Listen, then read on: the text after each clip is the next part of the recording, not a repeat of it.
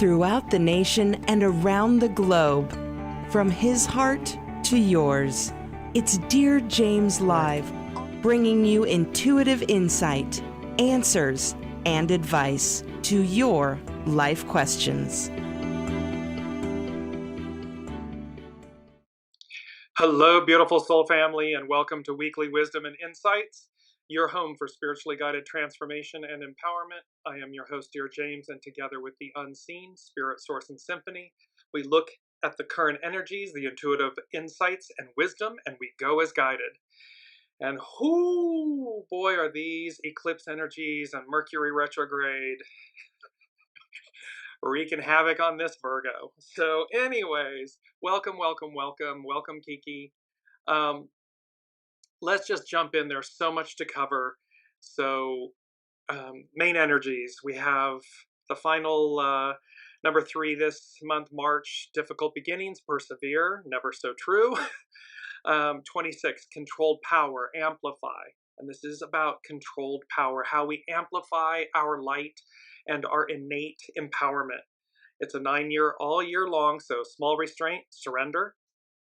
It becomes a 20, which is contemplation, view. It's a higher view. It's getting our face off the glass to pull back enough to see the bigger picture, to see through the illusions. And this will have to do with Neptune.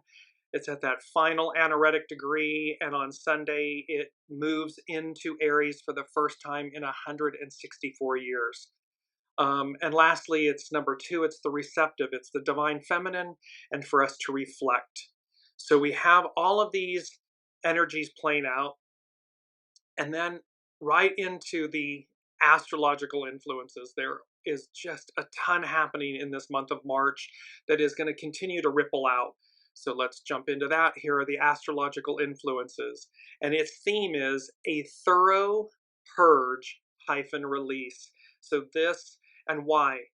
There are 5 CAZIMIS. So the Sun and Saturn, and a CAZIMI is when a planet is in the heart of the Sun. It's next to it.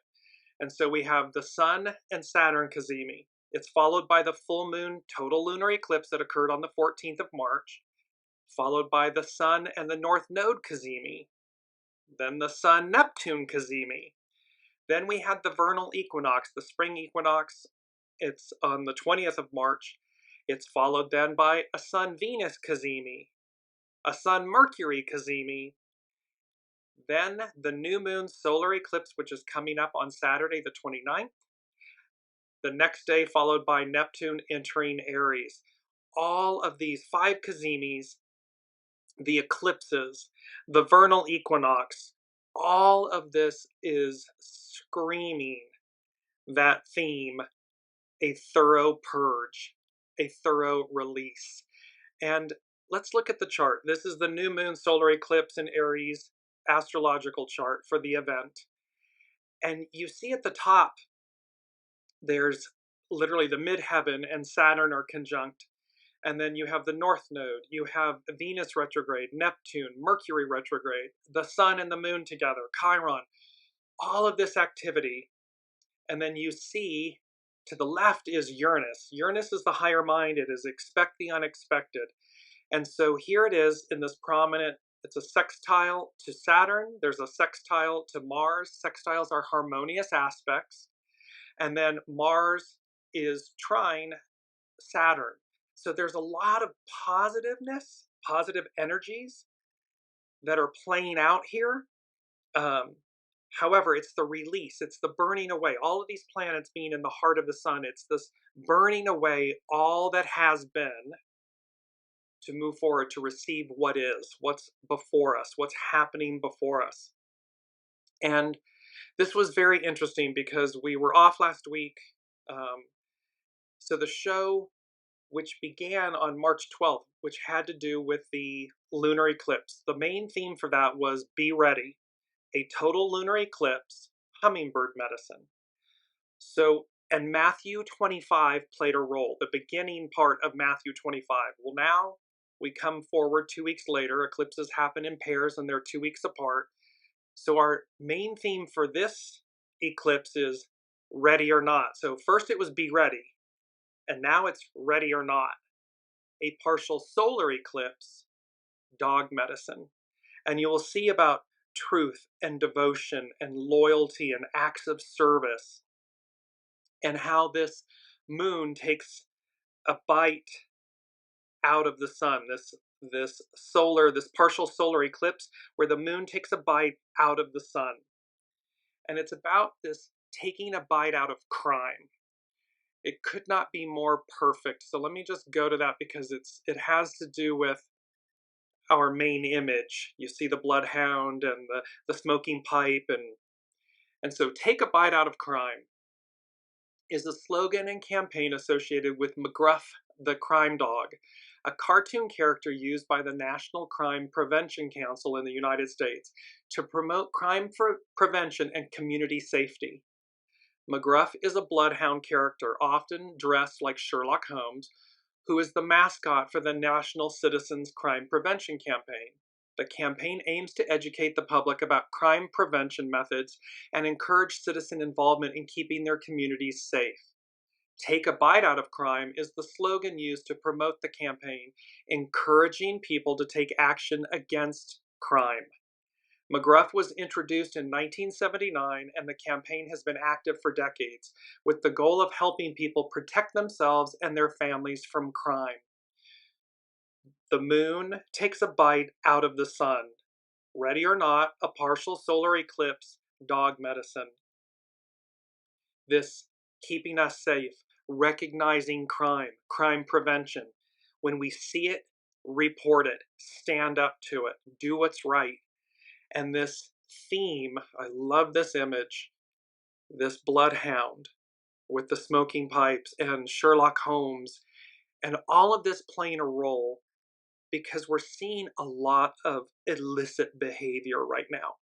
A lot of things that we must not turn our eyes from, that we must face head on, and within our own individual lives, our own individual relationships and so forth, and the greater whole.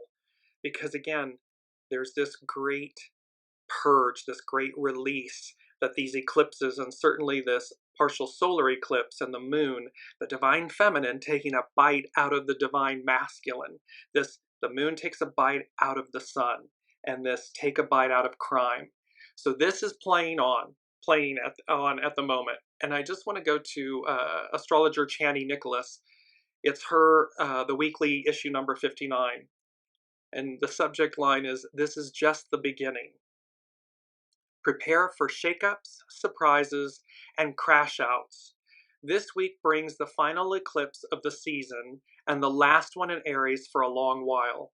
Remember, eclipses have a tendency to speed up storylines, poke pain points, deliver power surges, and dish out upsets to authority figures, inner and outer. And the world's plot twists will get even weirder when Neptune moves from Pisces into Aries on the 30th of March, first time in 164 years. The last time it was in Aries was the American Revolution and the ending of slavery. Abraham Lincoln was ushered in to the presidency of the United States. So you see where these things, where the ideals with Neptune and Pisces emotion and feelings, and Neptune the higher ideals. When Neptune moves into Aries, we take all of that action, we take all of that desire for a better world, a better place, and it becomes actionary. So the American Civil War ended slavery.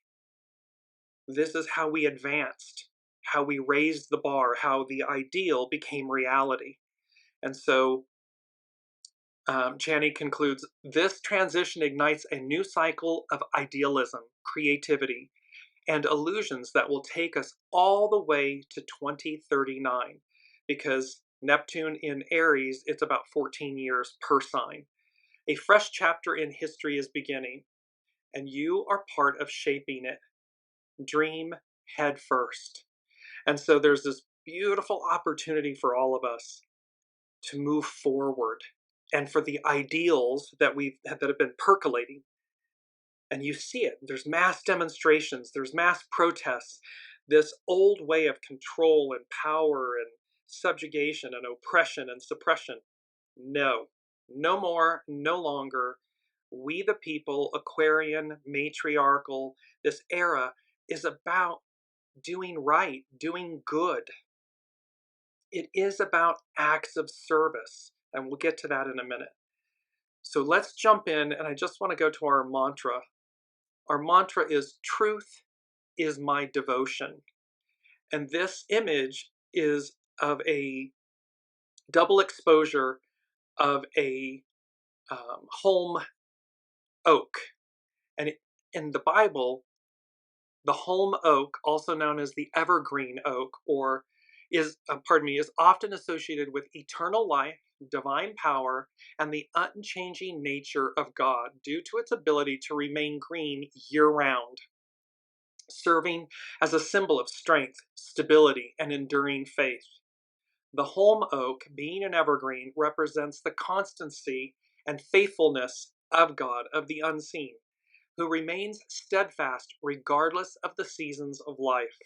In biblical times, oaks, including the holm oak, were often associated with sacred sites and places of worship, seen as symbols of strength and stability.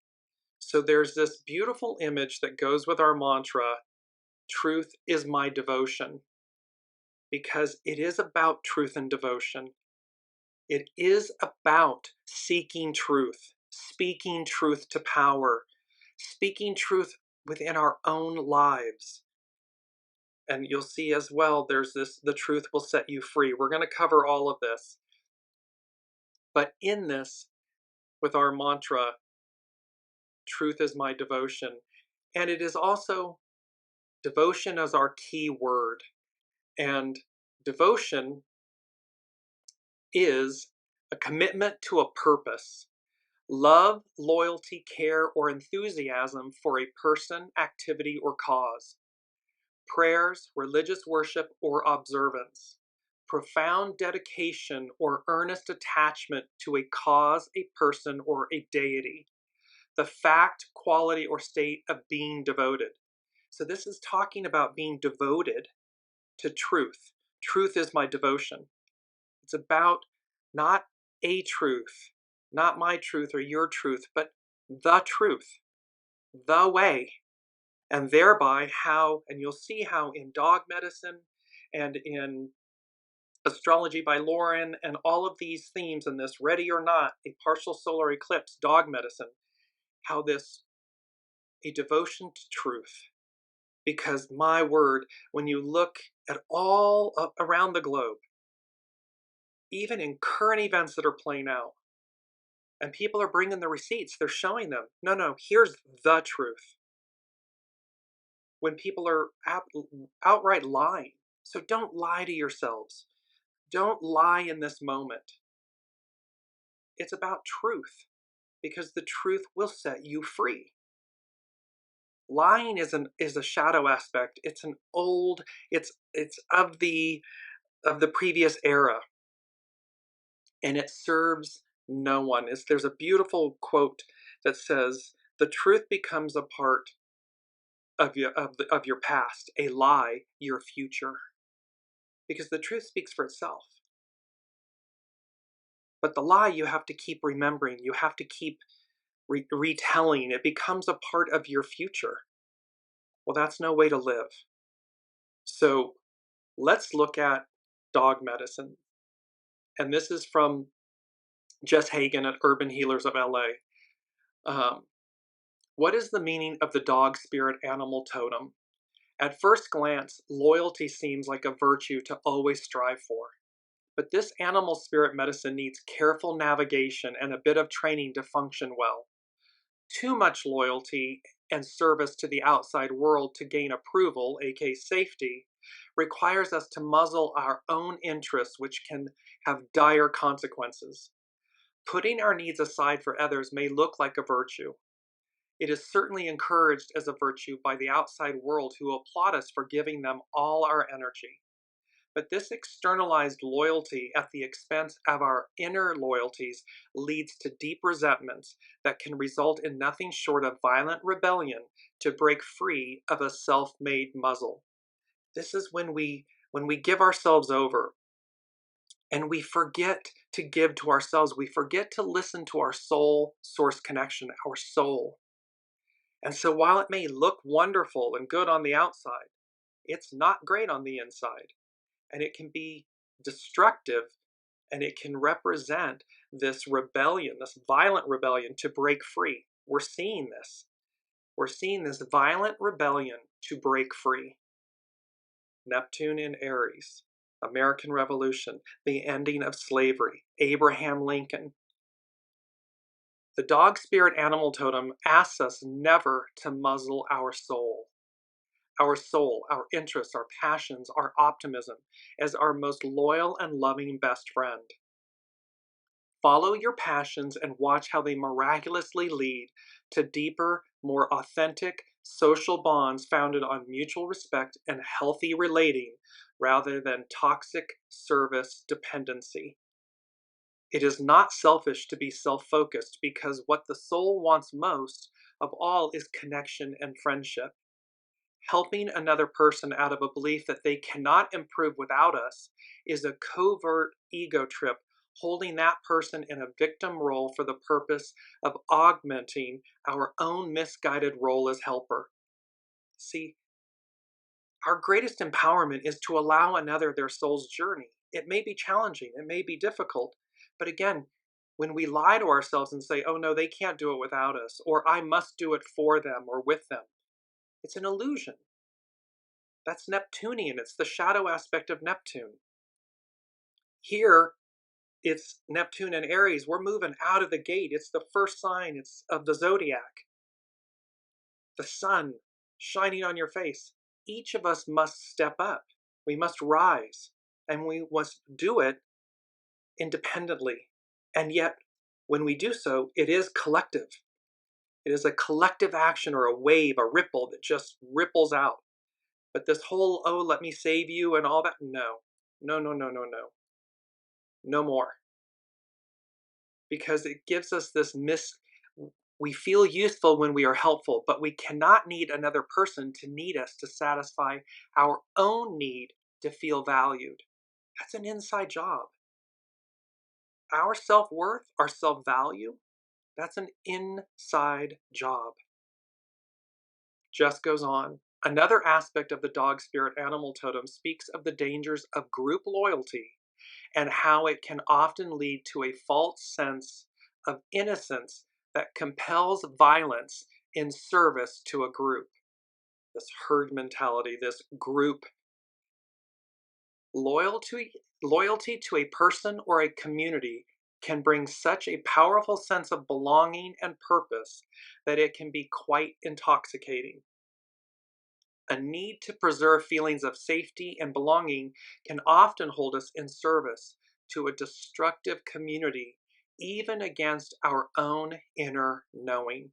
See, this is when we're in unity, community, unity, that can be all well and good and wonderful, unless or until it is at the expense of our inner knowing, that inner truth, that true north, that tells us otherwise, that says, maybe belonging to this group or to this action or to this cause,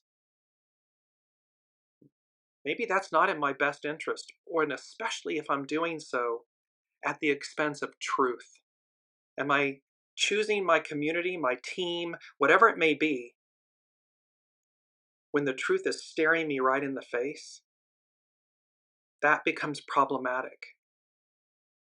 Jess Hagen continues, harmonizing with our environment feels good, but dog is a tracker and asks that you keep a close watch on where activities are leading. What is really being said by that leader? Do you agree? Where do the ideas of this group lead? Do not let a desire to belong compel you to take actions that are out of sync with your own inner peaceful nature. Aligning our loyalties to always strive towards an inner strength of character will prevent us from aligning with a misguided belief system that would seek to use us in a destructive way.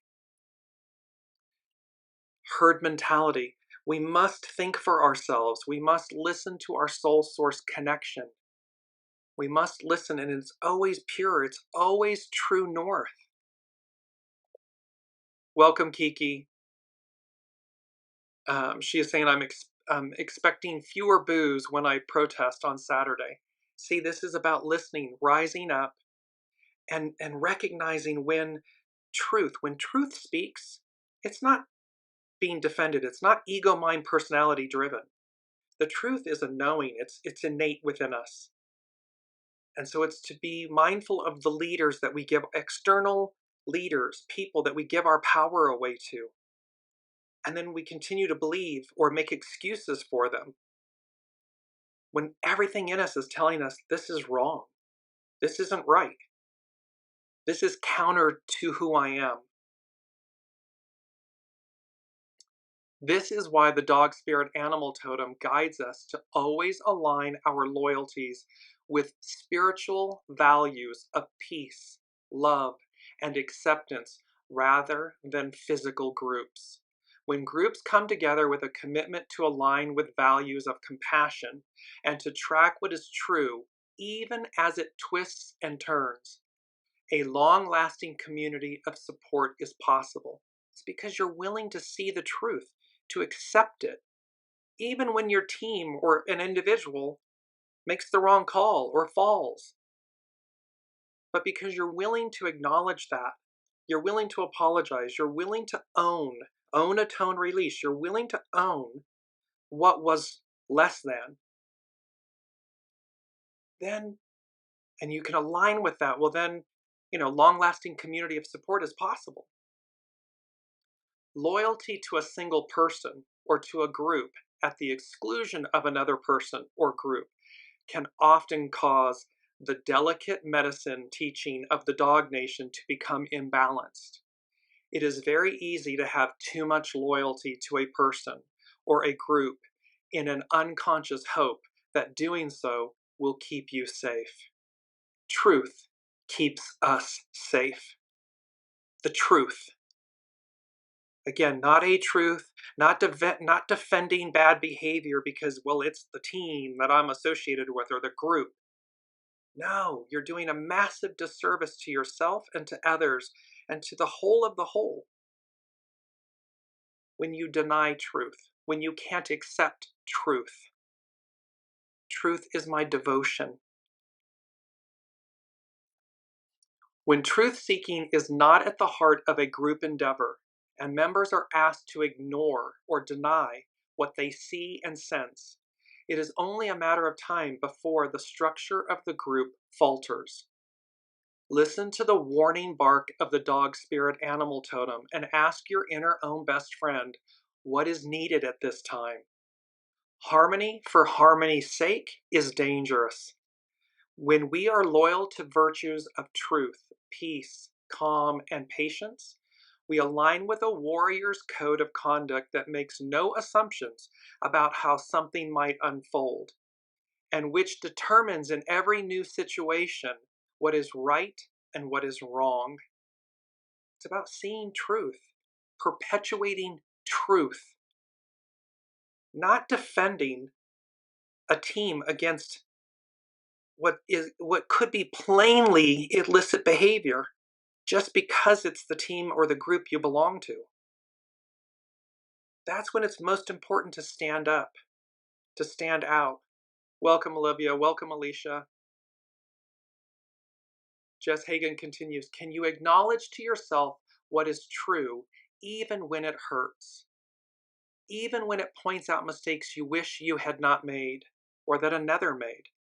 Loyalty to the universal truth of reality enables us to stop wanting approval from an external source that will always fall short of support.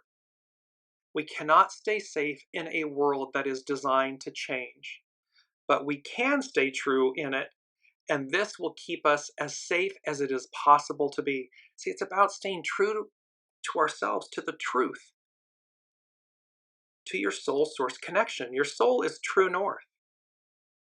This is what's important. That is what keeps us safe.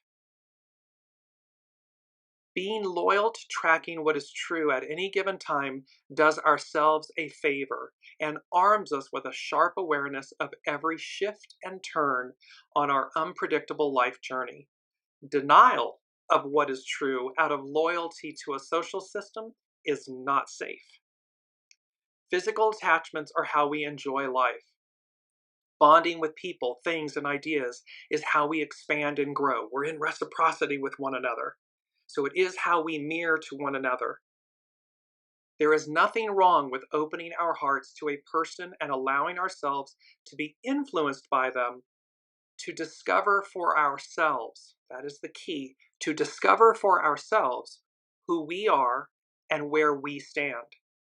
It may be time to acknowledge where our sense of loyalty to a person or a group is blocking our sense of loyalty to our inner knowing.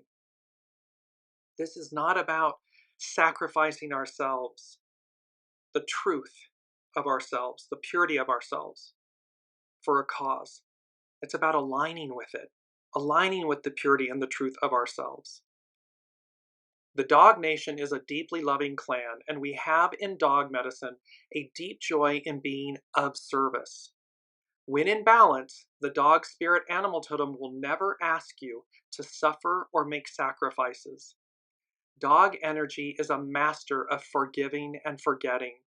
I mean, anyone who has had dogs in their lives, they are so excited to see you. Even when you scold them and reprimand them, they come back and they want your love and devotion, and they give it. They forget. They give it to you willingly. D-O-G. Reverse it. G-O-D. There's a reason dog is man's best friend. God is man's best friend. Your greatest cheerleader, the master weaver, the host, the all that is. And here it's saying, see, I'll never ask you to sacrifice yourself, to suffer or make sacrifices. I want the best for you. Dogs' greatest joy is to be of service, to facilitate safety, harmony, and respect. It's not to harm others. They are fierce protectors of what they love. And dog spirit medicine wants you to remember that you are always and forever a part of this cosmic family. You belong here with all of us. You have a place in this world which can only be filled by you. You are important to the evolution of the global clan of Earth. People may hurt us. However, staying safe will not keep us safe. Dog says, get into the fray. There's Kiki. Get into the fray. Stand your ground and be who you are in this dynamic at hand. You belong here with everyone else, even if they might disagree. Ultimately, all hearts lead to truth. At our nature, at our center, love, true north, truth, devotion to truth. All hearts lead to truth. Loyalty is not an obligation. It is a joy. It is something given. It's not an obligation. It's given. And devotion should never feel tense, painful, dangerous, or unethical. Your most important loyalties lie with loyalty to yourself and your soul self. Do what is needed to stay true to your highest self and join a spirit family of other brave souls just like you who always belong in the truth-seeking tribe. Call on the spirit of dog medicine to remind you of who you are and to remind you of what's at stake. Because we're either living in a reality of truth where truth matters, telling the truth matters, and how the truth becomes a part of your past because it speaks for itself. The lie, your future. So you're either in the camp of telling lies and perpetuating lies and propagating in mistruths, half-truths, alternate realities, or you're not. And this eclipse period, this time We're all this year, 2025, within 18 months, end of last year, 2024, into early 2026, so just shy of 18 months, all the outer major planets change signs. It's massive. And you can see the epicness, Pluto in Aquarius, not since the French-American industrial revolutions. Neptune moving into Aries, not since the American Civil War and the ending of slavery. This liberation, the setting free. So we are coming, astrology is cyclical. It's not identical, but it is cyclical. And so here we are again coming up. We're alive at this moment to tell the truth, to speak up for truth, to speak up for the best of what we all want out of life, what we want our world to be. And one would say, our parents, our grandparents, the current parents, we teach children, we were taught that the truth, telling the truth, knowing right from wrong, that it matters. Why would we ever want to abandon it as adults? And why, for that matter, the hypocrisy of it, why teach your children to tell the truth and know right from wrong if you as the adult only betrays your own teachings? It doesn't make sense. And this time is imploring us. Dog medicine. This be ready, and now ready or not. Because here it is, the threshold, we're here, it's upon us. And we're seeing it, we're witnessing it in major national events in the news. And how people are being called out for the lies. And people themselves are standing up and saying, no more, this is not the world we want. And it's not the one we want to inherit, and it's not the one we want to leave behind. So we're at these choice points. And the moon takes a bite out of the sun, this take a bite out of crime. It's about witnessing the crimes that are being perpetrated and speaking up, speaking out, not accepting them, and doing so as a community. Because remember, McGruff, this wonderful bloodhound, Sherlock Holmes bloodhound and the smoking pipes and the whole thing. Yeah, it's about the community coming together to safeguard themselves against crime. That's what's so awesome about this. So now let's move to Astrology by Lauren. And between the two eclipses and a Neptune and Aries preview, and there's a quote from Franklin D. Roosevelt, "Courage is not the absence of fear, but rather the judgment that a thing worth doing is worth the risk." It's about facing our fears. It is about, and I'm just going to go to this because they're bringing me to, it's number 2 from the Unseen. They said, the truth will set you free. And so before we go to Astrology by Lauren, and this is from John 82, the truth will set you free is a statement from John 8:32, where Jesus told his followers that knowing the truth, particularly about salvation, will liberate them from the bondage of sin. In John 8:32, Jesus says, "And you will know the truth, and the truth will set you free." The freedom Jesus speaks of is not political or social, but spiritual, offering deliverance from the power and penalty of sin. It's about conscious awakening. It's about spiritual awakening. It's about the truth, the way. It's not about making excuses. It's not about, um, promulgating fear and lies and mistruths and misdeeds.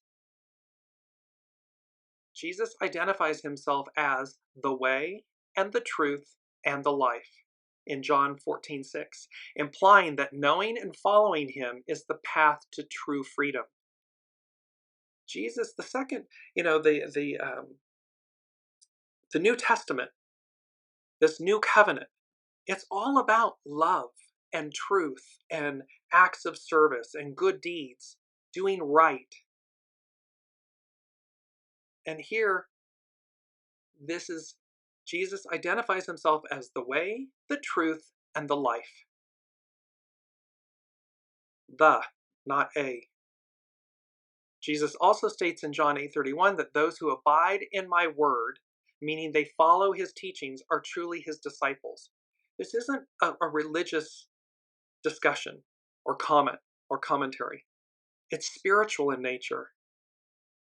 It's the fact that there's a right and wrong way to be, and that it's the choices that we make that determine your character is your fate, that determine your experiences, and whether that's, there's no wrongs or right. Everything's divine and neutral in the universe, but it's an awareness to say, and yet, how do you wish to live your life?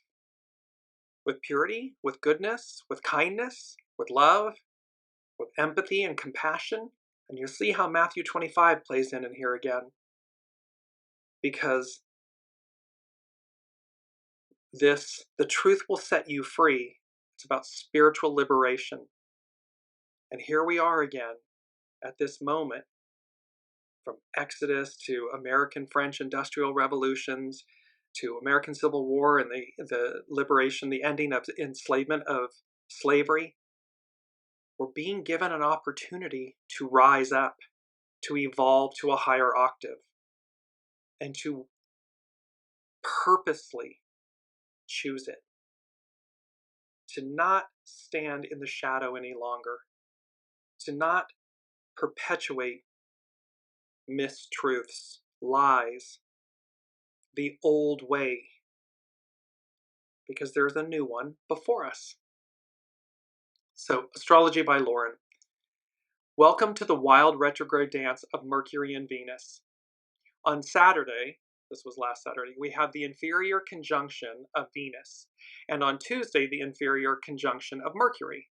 This will be when the Sun, Mercury, or Venus, and the Earth are lined up in such a way that they are engulfed in the rays of the Sun, the CAZIMIS, leaving the sky for a period, after which they will each return as morning stars. So this burning away, this complete purge, this burning away of the old. And they return as morning stars. Like a new dawn, these inferior conjunctions of Mercury and Venus are like their dark new moon phases, in which seed ideas and desires are being planted within our hearts, setting the tone for the next 19 months for Venus and the next 4 months for Mercury, because they're retrograde periods. This is when they happen. Mercury goes retrograde about every 3, sometimes 4 times a year. Venus about every 18, 19 months, 19 months. When planets come to the very heart of the sun, as they will this week, something extraordinary happens. It's as if these planets are being admitted into the throne room, the very heart of the sun, where they briefly find favor with the magistrate and become regent for the day. We call these exact conjunctions with the sun CAZIMI.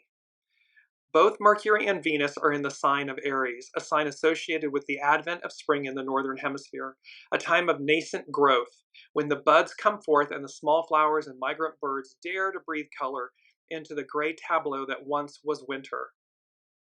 Aries is a sign of initiative, of new beginnings, courage, and leadership. It is about taking the first step of the rest of our lives, and we are doing so this year with the seeds of Mercury and Venus in our hearts. This is the midpoint of the 2 retrograde phases of Mercury and Venus.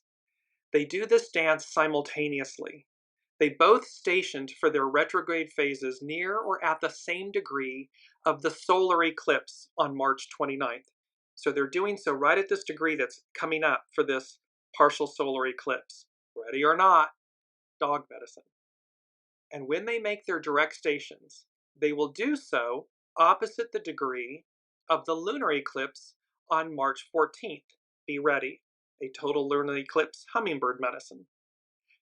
And as they both make their direct stations, they will also both be conjunct the north node of the moon.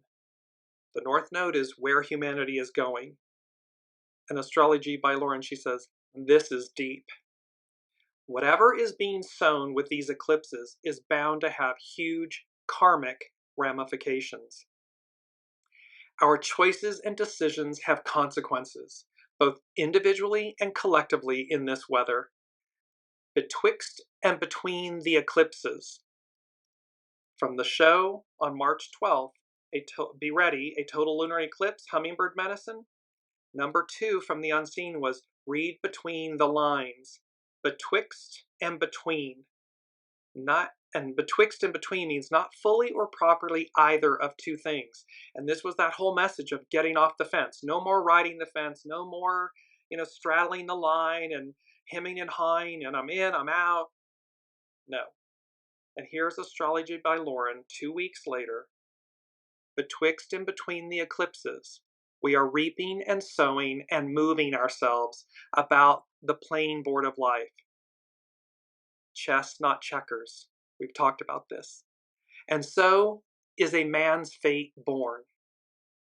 As both Mercury and Venus make their inferior conjunctions this week, they are also sextile Lord Pluto, who is beckoning us to discover our own inner magical power that allows us to take control over the destiny of our lives. See this, we're being implored. Here's Pluto, the Lord of the underworld, bringing all of this up into the light and bringing it into, and now Pluto in Aquarius.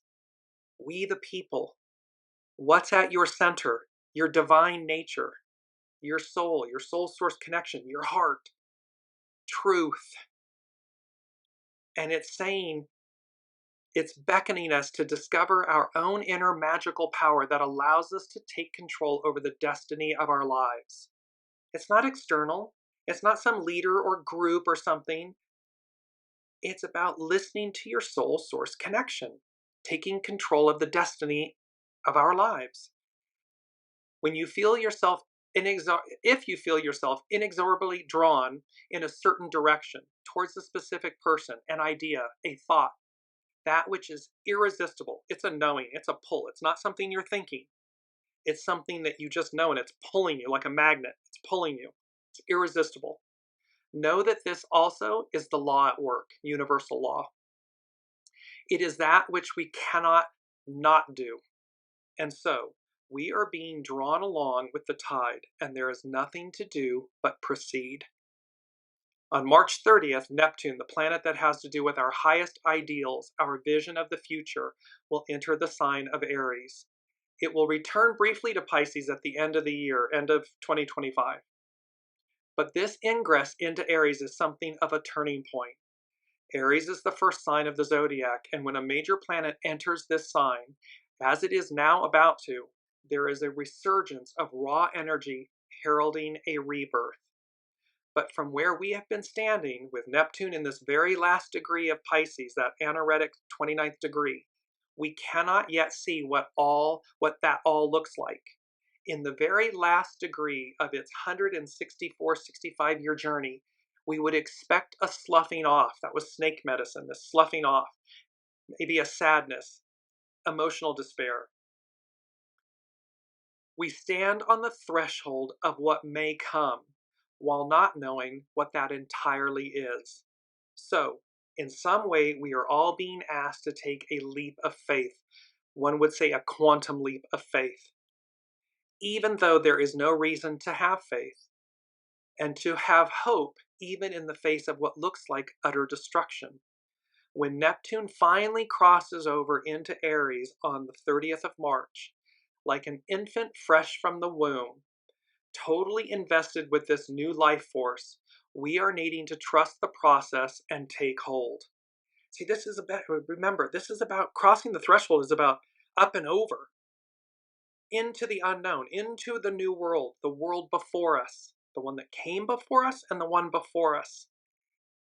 This isn't stand with our knees rattling and teeth chattering in fear and or in ignorance and trying to cleave to the past. The past is behind us. We're standing at the threshold. We're at the doorway. It's open. It's right there. All we need to do is walk over it, walk through it.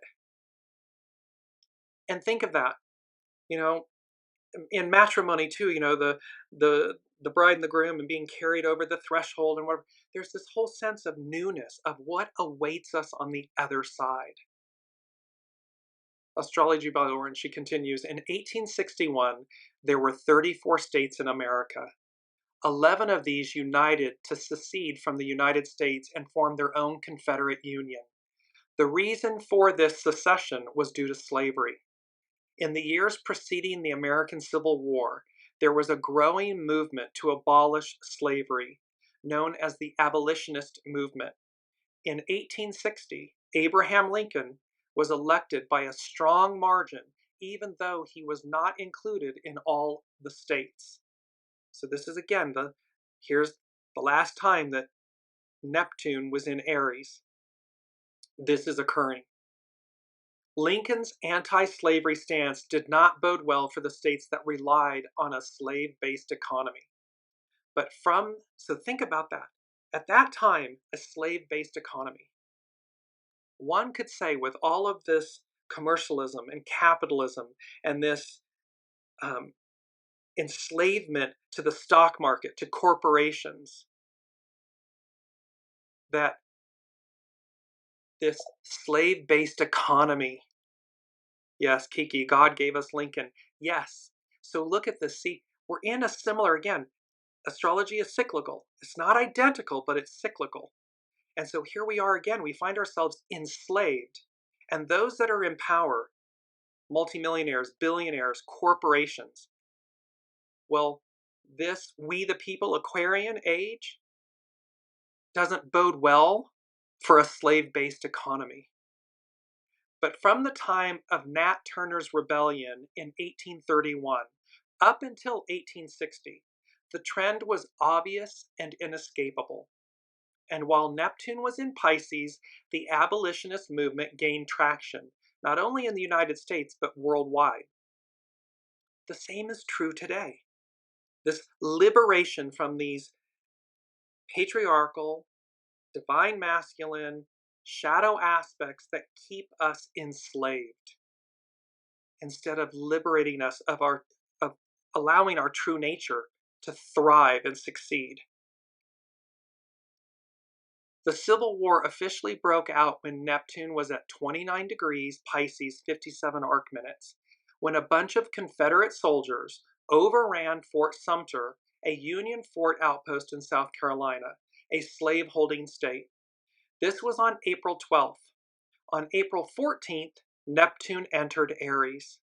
And on April 15th, Lincoln called for 75,000 volunteers to join the Union Army. And so, the rest was history. Neptune in Pisces is the very definition of compassion welling up from within. Neptune in Aries is defined as putting that compassion into action. Aries is a war sign. There is no denying this. But how most people remember the result of the American Civil War is that it ended slavery. One will say that the same will occur. It's just modern day slavery, enslavement to corporations, institutions, peoples that want to disrespect, hold back, keep down 8 billion souls. Well, there are 8 billion. So if the highest percentage is 1%, the rest, and this isn't a political statement, this is a soul statement. This is a statement of truth, of purity. We are innately empowered, divine beings with limitless potential. No one should oppress or suppress another or keep them back or held down. We should all be celebrating and supporting and collaborating in a positive way for each of our success, for our joy, for our divinity. Astrology by Lauren, she concludes, war does not need to take on a violent form. There are different ways to engage in what could feel like a war of ideals. But what cannot be denied when Neptune enters Aries this time around is that we will see something of a sea change. we had that exact phrasing, a sea change. I will post it in the Dearjames Facebook page comments. The unseen used that exact phrase, a sea change. For this is when we feel the necessity to fight for what is right, to fight for our ideals and make them manifest. We will feel it in our bones. Aries brings the necessity to do something. Do something. It's number 3 from the unseen, truth and devotion. Nothing less will suffice. Nothing else will do. And there was a play on the word do, D-O, do. See, Aries brings the necessity to do something.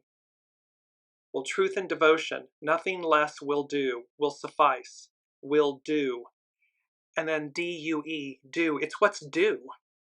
It's what's necessary. So it's both what we do as an action, and it's what's due, meaning of the moment, of the time. This truth and devotion. Truth is my devotion. The truth will set you free. To act and promulgate truth, because it's what delivers us. So Aries brings the necessity to do something, to courageously take some sort of action, and to have faith in our highest and most relevant dreams, come what may. You don't have to be on the front line of a picket line, or you can simply be on the front line of your own truth, your own story, your own life, and make a firm choice, a firm decision to do something. And that do something is truth and devotion. Devotion to truth. Devotion to your soul source connection, your highest octave, your highest self, your highest ideal. That alone shifts the universe. Because when each of us does it, it's a massive ripple effect.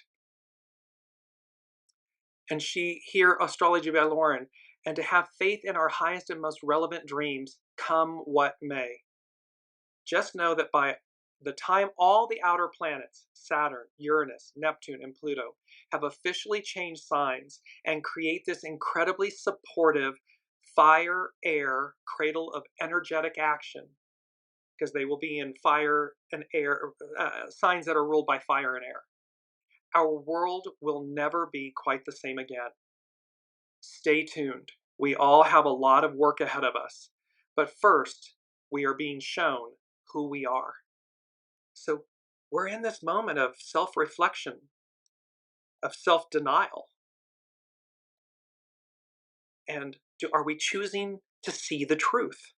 Are we choosing to see ourselves and then marry it with truth and devotion? Nothing less will suffice, nothing less will do, and it is what is due, D-U-E. It's what's due.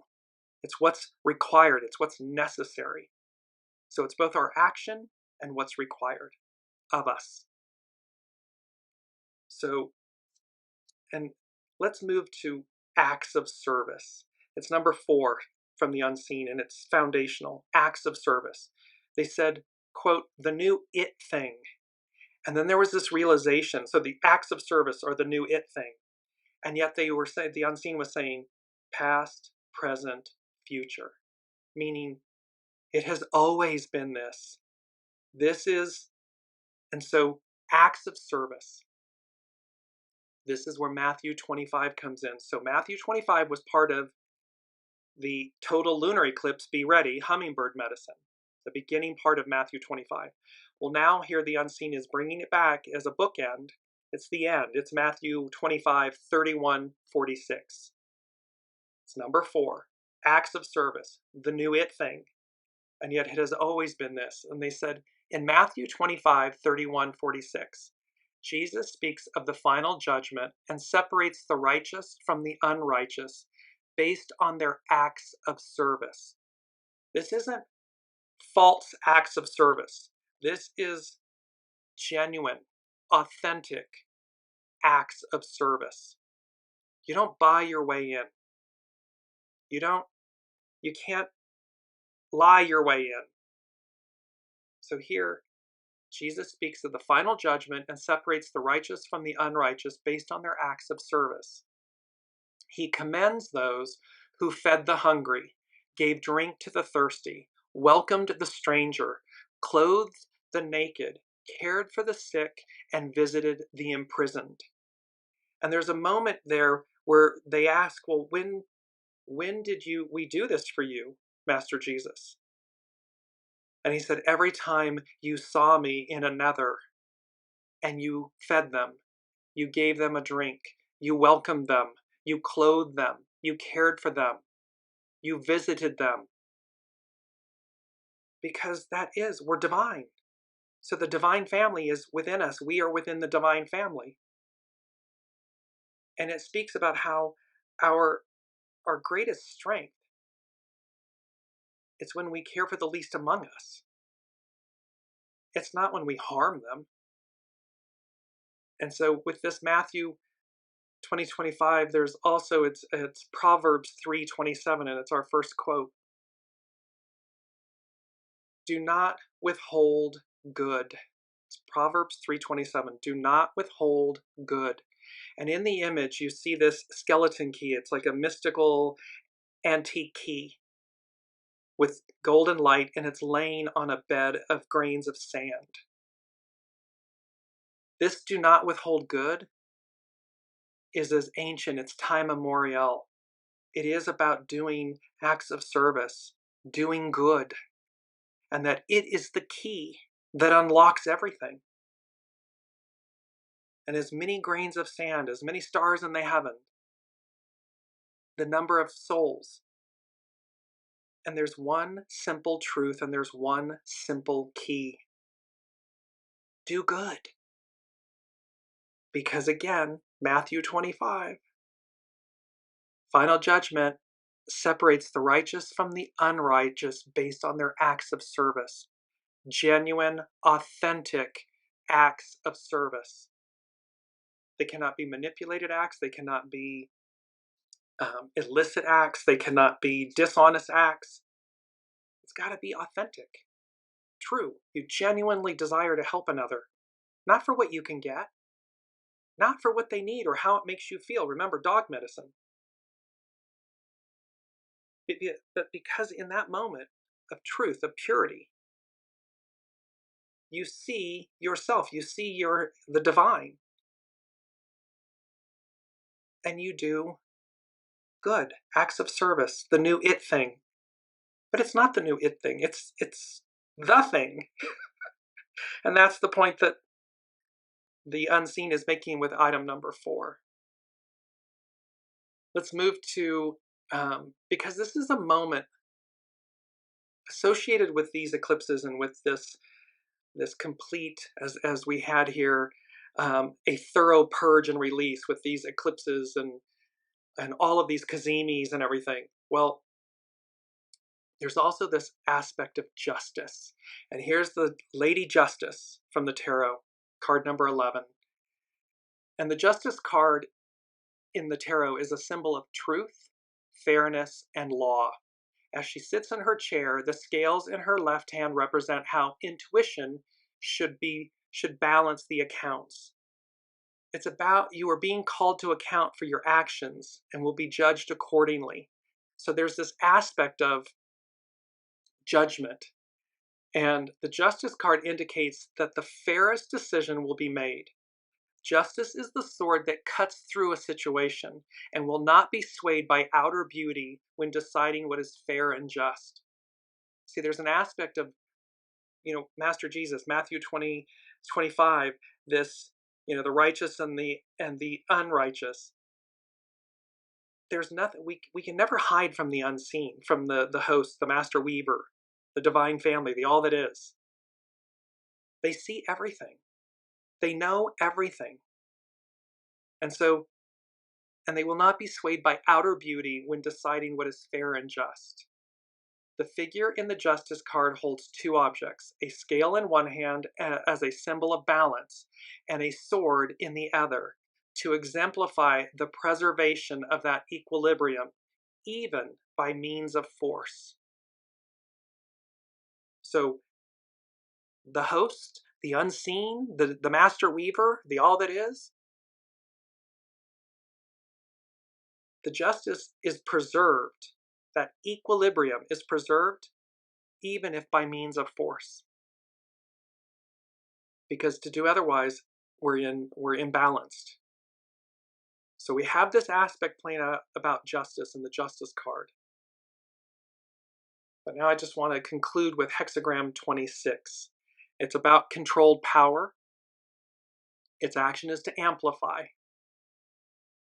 Its hidden influence is propriety, and its underlining cause is gathering together, network. So we're in this moment of being rise up, dog medicine, stay loyal and true to yourself, to your soul self. Call out crime. It's in unity. It's communities. And here, hexagram 26.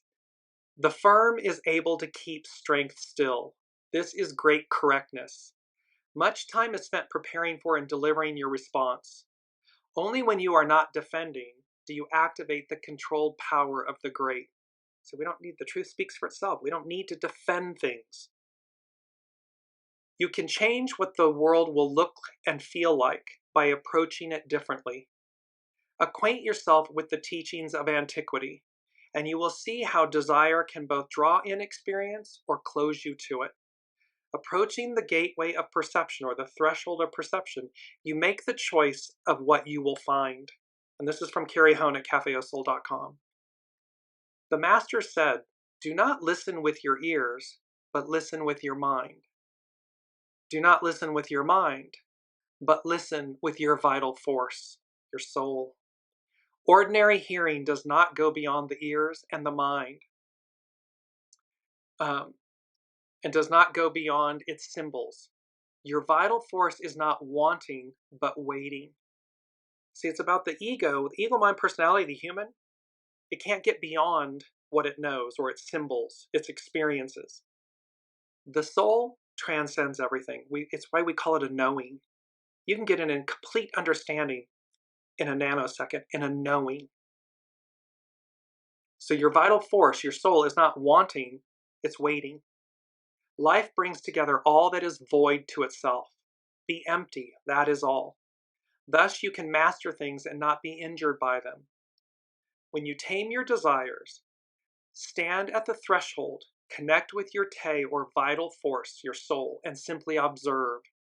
Find comfort in your strength. It's in your knowing. Transforming the illusion of how you must conquer and take. Look at all this conquering and taking. Panama, Greenland, this mineral, this force, that force.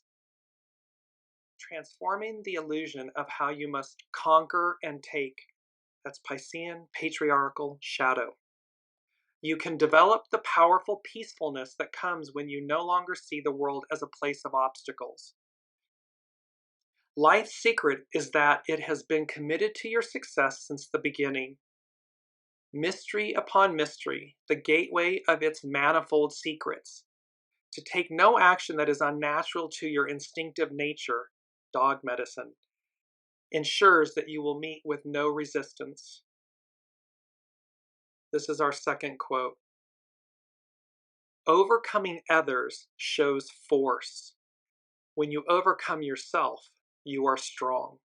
It's when we're willing to speak truth to ourselves, willing to see the truth, willing to accept it, own, atone, release. We own it, we atone for it, we release it. And the image is of this beautiful waterfall, water, because water always seeks its level, and it goes unobstructed. It has no obstacles. Generating movement, even in the hardest things, is how the great is tamed. Creating movement, even in the greatest things, is what makes Tao mysteriously powerful. Tao, the way. The most submissive thing in the world can ride roughshod over the hardest in the world. That which is without substance enters that which has no crevices. Beyond the constant disillusionment that results from trying to be who you are not, There are no crevices or valleys. This is the essence of controlled power. So this controlled power is about aligning yourself with your soul. Your soul is the water, the waterfall, the life force, the living waters. It knows exactly where to go. There are no obstacles. It doesn't require defending because it only knows truth, true north. It's pure. And this is the moment we find ourselves in, where the moon takes a bite out of the sun, takes a bite out of crime. So the divine feminine taking a bite out of the divine masculine, meaning the shadow. Ready or not, a partial solar eclipse, dog medicine. The truth will set you free. It is a spiritual liberation. We will see it manifest in the physical because that's the most dense form. However, it starts within, it starts on high. And then as we see it cascade and the water just wiping out the obstructions, because to our mantra, truth is my devotion. And nothing less will suffice, nothing less will do, and it's what is due at this moment. And then finally, again, acts of service, the new it thing. Well, these acts of service about not withholding good. Do good. Align with good. Align with your soul source connection, because that is where all of this is leading, and justice is at hand. This, and I just, by the way, devotion to truth. And this is from Veritas Publishing. It's from Sir David R. Hawkins, MD, PhD, and Susan Hawkins. One's commitment should be to God, higher hand, source, the all that is, and truth only. Teachers are to be respected, but devotion should be restricted to only the truth. As Buddha said, put no head above your own, meaning that one's only true guru is the self, the Buddha nature, meaning the soul self. The self of the teacher and one's own self are one and the same. The teacher becomes a source of inspiration and information. It is the inspiration that supports the quest. Does spiritual commitment mean one has to give up the world? No, of course not. It means merely that worldly life needs to be recontextualized, restructured, and envisioned differently. This is the threshold we are upon. This is Neptune in Aries, Pluto in Aquarius, Saturn is moving into Aries, Jupiter will go into Cancer, and Uranus goes into, I'll tell you, I'm drawing a blank, but I'll tell you. It is not the world that is a trap, but one's attachment to it. This is all the cleaving. See, there's an attachment to the world that was, to the era that was. So it's not the world that is a trap, but one's attachment to it. What's the definition of suffering? Attachment. So it is not the world that is a trap, but one's attachment to it, along with one's observations that cloud the search for truth, for the truth. So again, let us release our attachments. Let us commit to truth. Let it be our devotion. And let us recontextualize, restructure, and re-envision differently the world before us. Because it's the one before us. The one that's passing away, it's going away. It's been there, done that. It's done. Thank you all so much. Thank you for bearing in with me this Mercury retrograde, Venus retrograde, the eclipses, and so forth. Did a major number, but here we are.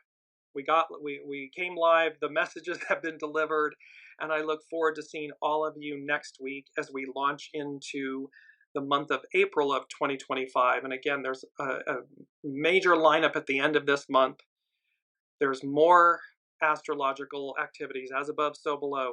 It's all moving us into, kind of between that mid-March to mid-May, this 90-day window. Woo! And as they said in one of the previous shows, Proud Mary, we're starting nice and rough. We're going to finish nice and easy. So be ready or not, here we are. Love you all. We'll see you next week. Until then, be well and be safe.